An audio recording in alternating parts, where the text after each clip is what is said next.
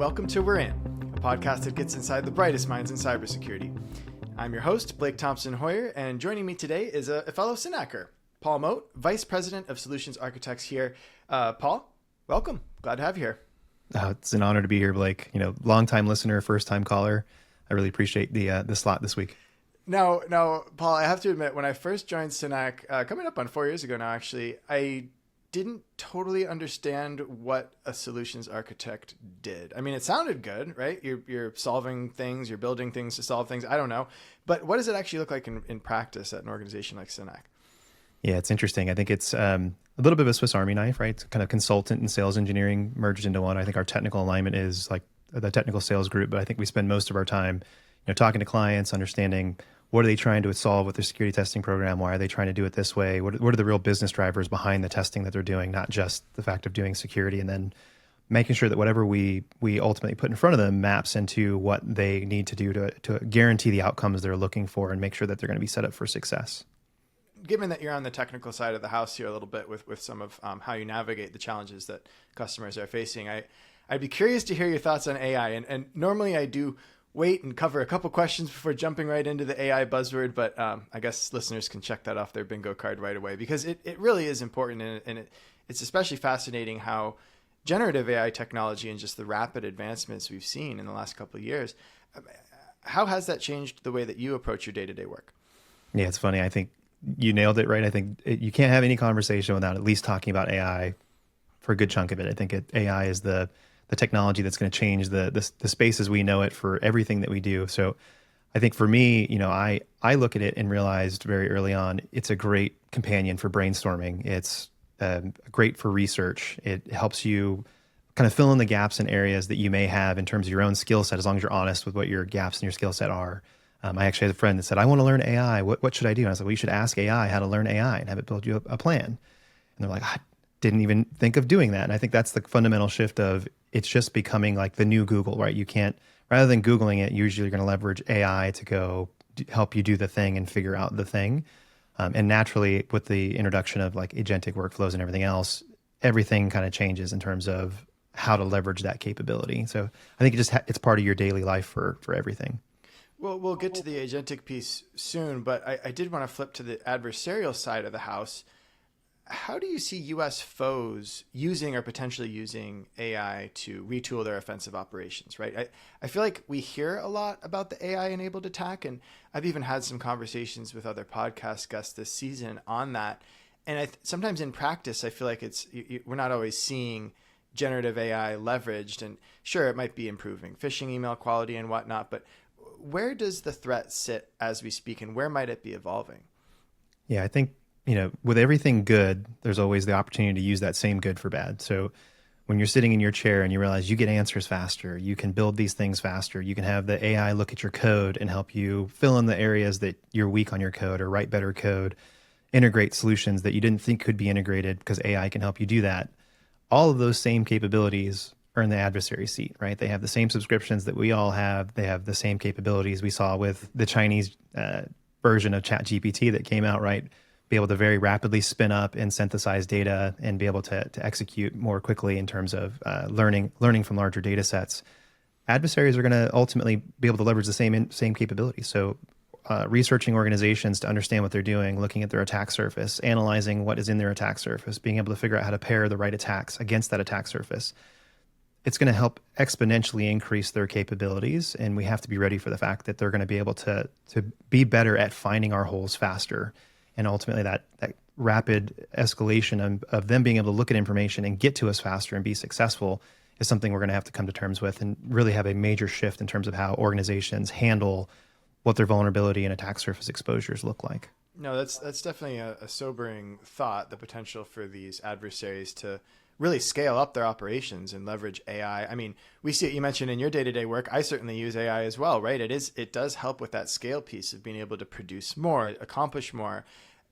Are agents really up to the task, though, of finding those gaps that you describe and those holes in people's networks? Are they really finding and exploiting critical vulnerability? As things stand, perhaps they're a little bit better at carrying out these more discrete, concrete, one specific task type operations. And some of the vulnerabilities certainly that you deal with, Paul, can be really complex pathways that take multiple hops and steps and almost logical leaps to arrive at.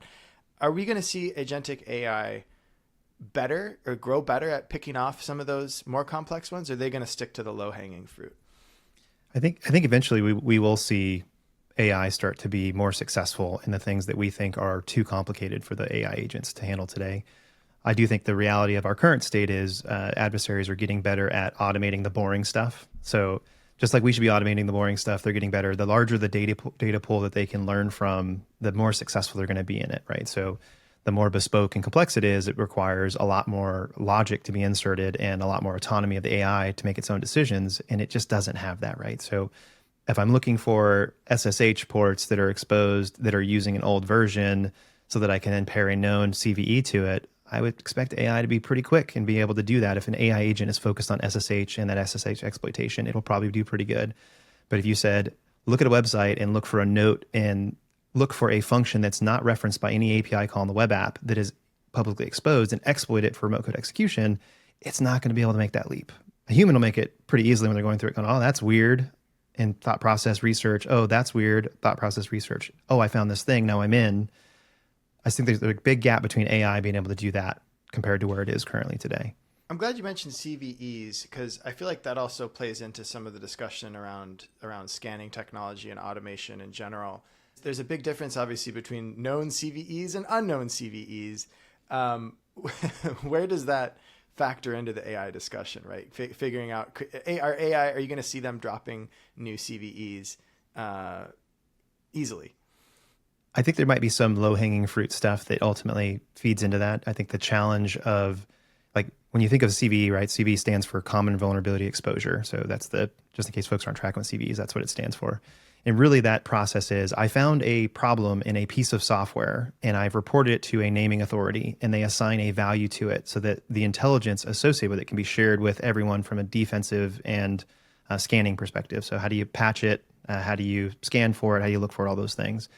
I think if we get to a point where AI is finding and submitting what it thinks a CVE will be, it'll just make the pile of vulnerabilities, which is already going up to the right, astronomically uncontrollable. I don't think that's really a good use case. I think it would get out of control very quickly.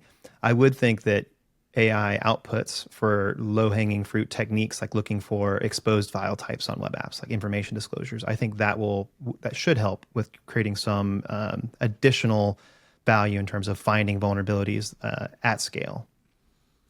Glad you mentioned that noise point, right? Of our AI systems, and I guess now we're flipping a little bit to the defensive side here.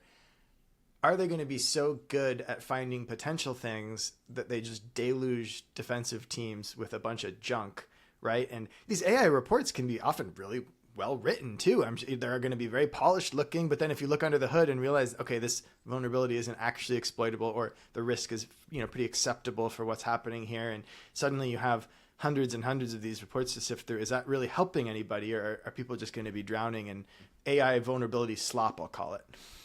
Yeah, I think that there was a open source program that talked about a program they were running, and they were getting, since AI was released, they're getting a massive flood of vulnerability reports through their bug bounty program. And they said it's all slop. It's 100% low quality, unactionable. The AI outputs are hallucinating. They're pulling in snippets from Reddit that aren't actually inside of the like in the POCs that they're giving us, or not even available on our website. And I think that is a major risk. And it's a risk that amplifies the existing problem, which is our vuln management teams are already underwater. They simply can't handle the stack of known vulnerabilities they have today. They don't know how to prioritize them, but they also don't know how to get through that stack because it just keeps getting higher and higher and higher. Change management processes are difficult. So I think it could definitely perpetuate a lot of the noise and make it even harder for those teams to figure out where the signal is. Like, what do I actually need to take action on to keep us out of the news, to protect our customers, to protect our shareholders? I think it's a major threat to that in space. We hear a lot about the time it takes adversaries to exploit vulnerabilities in the wild, right? I love that phrase, in the wild. It sounds like David Attenborough is narrating advanced persistent threat activities. But so out in the wild, we're seeing this time to exploit go down. Maybe it's kind of leisurely gone from weeks to days. What will that time to exploit look like a year from now in the AI era? Yeah, I think it's probably one of the biggest threats that organizations face today is how fast that window is shrinking, right? Vulncheck actually had an amazing report that they released in Q1 of this year. They highlighted that 159 vulnerabilities, meaning that there had CVEs associated with them, were exploited in the wild. And for those that aren't tracking what in the wild means, it means that an adversary, somebody who's not authorized to attack an organization, is using it for some level of gain. It could be a nation state, could be hacktivists, could be something else, but they create a breach, right? They break into an organization using those vulnerabilities. The interesting thing of those vulnerabilities is that 28% of them were automated and weaponized within 24 hours of public disclosure. So you kind of sit there and imagine, Blake, you and I are running an organization. We have 1,000 systems that we're managing, hundreds of people that are working on this stuff. And all of a sudden a vulnerability drops in the news. And somehow we have to see that vulnerability dropped, be able to ingest that information and figure out, do we have an exposure? And then figure out how to solve it in less than 24 hours, because if we wait beyond 24 hours, an adversary may already be in the network. Wow. And you take that and you say, well, how do I get through change management? How do I make sure that a patch, if it's even available, is going to not break my system and cause downtime as I'm trying to defend my network? All of those things are going to change our landscape dramatically. Well, and you've been really good, Paul, about defining some of the acronyms that we like to toss around in the cybersecurity industry, right? CVE. And we have another one that we like to use at Synack, the mean time to remediate, or MTTR. I don't know exactly offhand what the number is, what the average is, but you're not seeing many folks patch with the kind of speed you just described, right? The 24-hour window that perhaps is only shortening from here on out. Are we falling behind?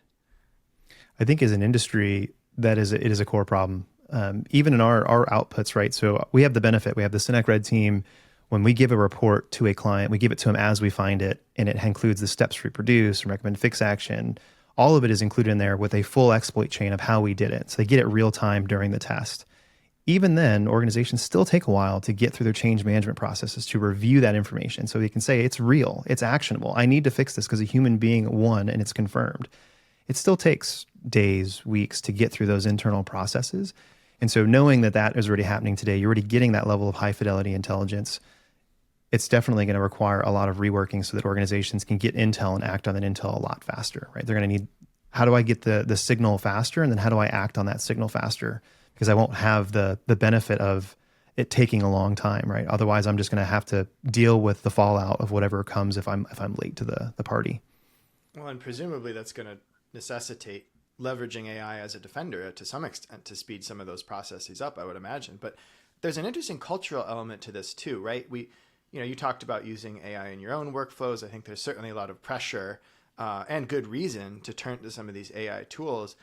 But certainly in my space, in the communications front and former journalist, I've seen there's a lot of skepticism, a lot of reticence for the uptake of AI tooling, right? People don't necessarily trust that the AI is going to deliver accuracy or performance that they need. So you still have potentially, a good chunk of people not turning to these tools that could accelerate some of these, time it takes to remediate vulnerabilities and whatnot. I guess, what are you observing working with a lot of clients and Synack, prospects on that cultural side? Are people ready to embrace AI and apply it across their security function? Or is there still a lot of reticence? What have you been noticing? Yeah, I think it's interesting. There's a weird divergence in terms of how people feel about AI. A lot of the security teams are now having to respond to the fact that AI is already in their products that they provide to their customers, and they may not even realize that it was there, but it's there, right? If any application that had a chatbot, it's probably run on AI now on the back end. And one of the major challenges on the defensive side is that the vulnerability classes of AI are different. They're not the traditional vulnerabilities that you would experience. It could be things like, could I get bias testing? Like, will the application say something offensive to my customers? I need to make sure that the user who's attacking that chatbot, since I don't really get insight into what it's doing and what decisions it's making and how it's making those decisions, I need to make sure it doesn't tell the end user how to do something illegal, right? I don't need to be the source of how they got the information how to do something illegal, right? I think we had a blog post we wrote about somebody who was able to jailbreak one of the AI chatbots that we were testing and ultimately get it to feed them some very interesting information. So there's that. And on the defender side, there's still an inherent need to have a human in the loop, right? I think that's the number one thing that folks are kind of looking for. It goes back to like the security orchestration days where they were trying to say, well, if an email comes in as it has an attachment, automatically do all these things all the way to quarantine. And everyone said, no. Like, we can't trust computers to go do that for us. So I think in terms of where to integrate AI, how much to trust AI, that's still an area that the security teams are having to look into and ultimately figure out what they're comfortable doing. But you see it everywhere, whether it be Microsoft Sentinel, right, integrating AI for Copilot, all the way to Splunk integrating Copilot. Even Atlassian now includes Copilot, some kind of AI for their developer workflows. I mean, AI is everywhere, part of every tool that you're working. So how do you integrate? How do you adapt it? Well, just doubling down on that, I guess it's no surprise one of the top AI companies, Anthropic, their security leader, CISO Jason Clinton, told Axios in the spring that he expects AI-powered virtual employees to start roaming around corporate networks starting really by next year at the latest. That's 2026, right around the corner. Are we going to start to see AI-powered virtual pen testers? Yeah, I think every industry, if it's technical, has an element of how an AI agent would fit in and do some level of function. Right? We've kind of seen it on the developer side already, where they're using AI to be most of the junior developers and having senior developers review the code of junior developers, which are really just AI agents. That's all going to play into, how do we secure the network whenever the majority of traffic across the network and across all of our tool bases are not humans. And we don't necessarily have insight into all of the pieces and decisions that they're making and how they're making those decisions. So there's a lot of interesting dynamics and challenges associated with that. I wouldn't be surprised if we're able to do that in terms of going back to the Anthropic comment. I do think organizations will probably be a little bit slower on critical functions. They probably won't just implement that right away.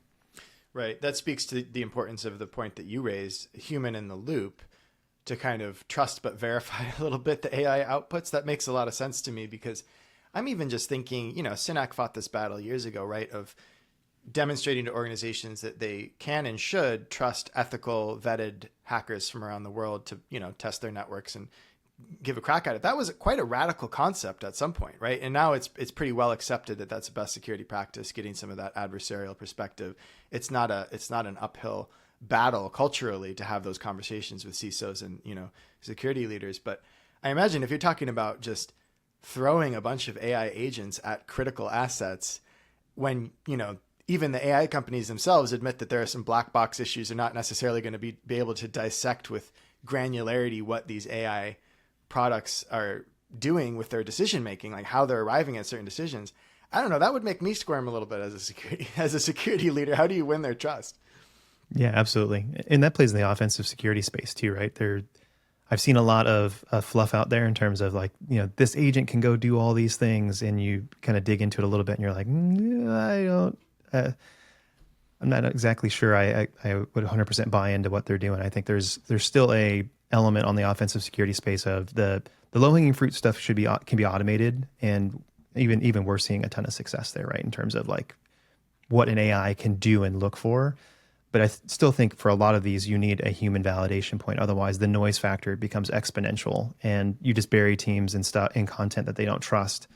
And the security industry had numerous cases over the last 20 years of burying people with information they don't trust. And all that does is create a culture where people don't take action on the things they need to, or they miss the signals that they need to be looking at and have horrible outcomes, right? And I think the Target breach was a good example of that, where they had signal, but their team wasn't looking at the signal because they were buried in the noise. And so had they seen the signal earlier, it probably would have been still would have been a breach, but it probably wouldn't have been as bad. I think that's one of the challenges of the AI outputs. You mentioned, obviously there's an element of autonomous AI function here, right? The AI kind of doing things on their own, making certain decisions, following certain attack paths. Is that the same as, to play Gartner here for a second and make some definitions, is that the same as automated pen testing? Is that the same thing as scanning? Like how do we define this? How do we categorize this? And are there certain things that are better or worse when you're really looking at, which pen testing tools might be worth their salt? Yeah, I think it's interesting. I think there's a lot of misinformation, confusion around the notion of automated pen testing. I think if you talk to any pen tester worth their salt and say, hey, automate this pen test flow, they'll go, I can automate the scanning, and the scanning can look for the known knowns, but I don't trust any of the outputs. It's all suspected until I can take action on it. I got to prove that it's actionable. Otherwise, if I send this all to the end customer, they'll go, yeah, no, we've already got all these scan results from Tenable, Qualys, Rapid7, yeah. You just kind of go down that list. So I think from the automated pen testing side, usually what I've seen in my exposure to it from organizations who've leveraged it, it's usually looking at known CVEs tied to like infrastructure and kind of leaving the rest of the entire attack surface out of the picture. So it's just kind of like a finer tuned vuln scan compared to like a real pen testing capability. So fundamentally, it's one piece of the puzzle is what you're describing. It's not giving that Correct. kind of holistic, top to bottom, pen testing all your potentially exposed assets. That makes sense. And I think you're going to see, certainly we're seeing it with AI, right? Like the claims flying around everywhere. It's difficult to sort out what's real and what's not when it seems like we're in an era where AI can do anything and everything. How do you get to the bottom of what's actually, what it's actually capable of? It creates a lot of confusion, right? It'd be like calling an Nmap scan with a plugin, a vuln scan. It's like, nope, it's not. It's a port scan. It's a smarter port scan. And then it's like, can you go up? It's like a vuln scan is a vuln scan. An automated pen test is like a vuln scan with like a little more intelligence into it. And then you get pen testing and red teaming and everything. It goes just well beyond those capabilities. One question I like to ask, just again, centered on so much that we've talked about with AI, and I love hearing your thoughts on this. It's a really important area, and one I'm sure a lot of our listeners are keenly engaged in. High level, do you see AI helping defenders or attackers more, say in the next year? I know it's hard to predict with these sorts of things, and predictions are tough, as they say famously. But where do you see AI helping more? I think it's on the attack side, because I think that on the defense side, it's not just about the technical capability. It's also about the internal process and the culture. There's a lot to overcome beyond technology for the defenders, whereas the adversaries, they've always had the mantra of like, we just have to be right once, right? You have to be right 100% of the time. We just have to find one opening and then we're in. And so, pun intended. Cue the music. We're in. We're in. We're in. I love it. Right. And so I think their capabilities are growing exponentially, and they're going to be able to attack targets faster. And they don't have the internal bureaucracy or politics or any of those internal processes they're going to have to go through to take action on it. And so I think it'll benefit the attacker drastically more over the next 24 months compared to the defenders. Finally, for somebody who's really interested in this and listening to this podcast, say, and is just feeling a little overwhelmed, we tossed around a lot of fancy terms and, pen testing processes. If somebody were just looking to get started, right, in AI or in pen testing even, what resources would you recommend? Where should they go? Great. So if you're on the pen testing side, there's a lot of materials out there now. It's very popular to get into the offensive security space. You're always learning. There's always niches to go after and be the expert in that one niche. You could do like Hack the Box. There's a lot of free online resources from offensive security and the folks over that create Portswigger, right? They have a bunch of like academies things you can go through to learn how to hack various things. There's various like VulnHub has a bunch of vulnerable VMs that you can attack and learn in your own home environments. There's a lot of cool capabilities to kind of get in and figure out like, is this for me? And like how deep down the rabbit hole I want to go. But if you're going to go in the pen testing space, you know that you've got to go deep into how everything works, right? You got to understand how systems work, how protocols work, all of that fun stuff. I would dig in there. On the AI side, I'm actually a huge fan of Anthropic's content. So, personal subscriber to Anthropic. I love their agentic workflow articles out there to really define like how an agentic workflow can be and all the different variations and flavors and how each agent can be defined. I think that's a great place to start to kind of open up your ideas of like, how could AI automate an end-to-end workflow of anything you're doing, security or otherwise? How would you build agents? How would you go through it? How do you think about the architectures that can be implemented? And then from an offensive standpoint, I look at that same thing and go, well, where can I break that chain depending on how you've decided to implement your AI workflow? Because there's potential for escape down that process. So those are the two places, those are the areas I'd probably start. No, that makes a lot of sense. And I've seen, Anthropic's big on the transparency piece. So they really lay it all out there. I've seen some of their blogs and content that's like extremely almost damaging to the AI industry when you look at it, like AI trying to blackmail people and things. And they lay it all out there because I think they realize that it's important to reckon with the ups and downs of AI technology. And it's something that certainly the conversation will continue. And Paul, I really appreciate you joining for this conversation. I think it's an important one and certainly an interesting one. Now, finally, before we part ways here and get back to our day jobs, There is a question we like to ask of all our guests, which is, what's something we wouldn't know about you just by looking at your LinkedIn profile? Yeah, that's a good one. What can I say that wouldn't be used against me in social engineering campaigns in the future? Of course you're thinking about that. Of course. You got to think about it that way. I think most people who know me know that I actually have a huge gaming background, and so I grew up being an avid gamer, fueled by ADHD. Just naturally latch onto it for hours and hours and hours. But that's probably one thing you wouldn't find is that I'm a huge gamer. But it also plays out, as you can probably tell, in a lot of the ways I think of strategies and getting creative when you run into problems and whatnot. So it's a skill and passion and addiction that has been very helpful to me throughout my career. Well, tell me more. If I'm going to log on to Steam later, where am I going to see you? Where am I going to see you playing? And which lobbies are you popping into? Oh, I got to be secret. I got to be secret. Okay. Which lobbies right. I'm coming into. I won't. I'll look out for Paul underscore Mote 77 somewhere, and I'll know it's you. All right. Thanks, Paul. Great to have you on the podcast. Appreciate it, Blake. Thank you.